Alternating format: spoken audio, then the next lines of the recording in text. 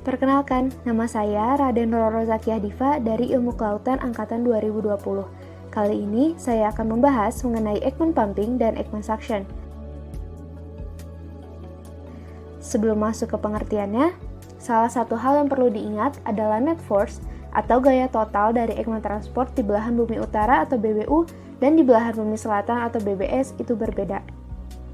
Di BBU, Ekman Transport bergerak 90 derajat ke arah kanan angin, sementara di BBS, Ekman Transport bergerak 90 derajat ke arah kiri angin.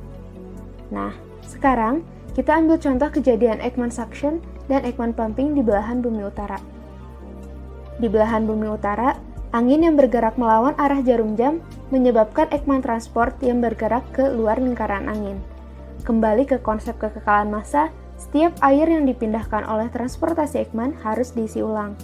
Saat air bergerak keluar dari pusat, ia menciptakan ruang kosong yang akan bertindak sebagai penyedot untuk mengisi ruang ini dengan menarik atau menaikkan air laut dari zona yang dalam ke zona eufotik.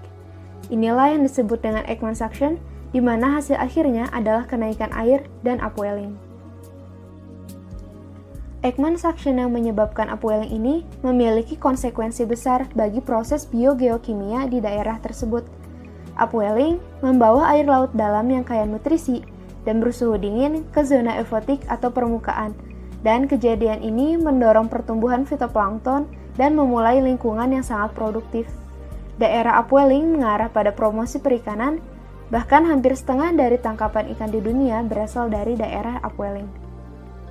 Sementara itu, Ekman Pumping adalah komponen transportasi Ekman yang menyebabkan daerah downwelling akibat konvergensi air. Hal ini terjadi karena angin yang bergerak searah jarum jam menghasilkan Ekman Transport ke arah pusat lingkaran, sehingga terjadi penumpukan air di pusatnya.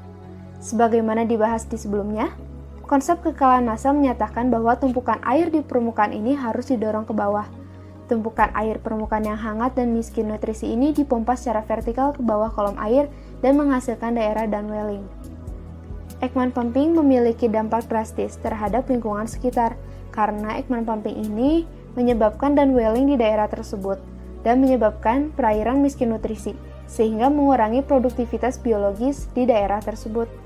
Selain itu, downwelling ini juga mengangkut panas dan oksigen terlarut secara vertikal ke bawah kolom air menuju laut dalam. Nah, baik Ekman Suction maupun Ekman Pumping ini dapat terjadi di belahan bumi utara dan selatan. Sebaliknya dari keadaan di belahan bumi utara, di belahan bumi selatan, jika angin bertiup secara siklonis, akan terjadi Ekman Pumping. Sementara itu, apabila angin bertiup secara antisiklonis, akan terjadi Ekman Suction. Begitulah bahasan mengenai Ekman Pumping dan Ekman Suction. Terima kasih telah mendengarkan.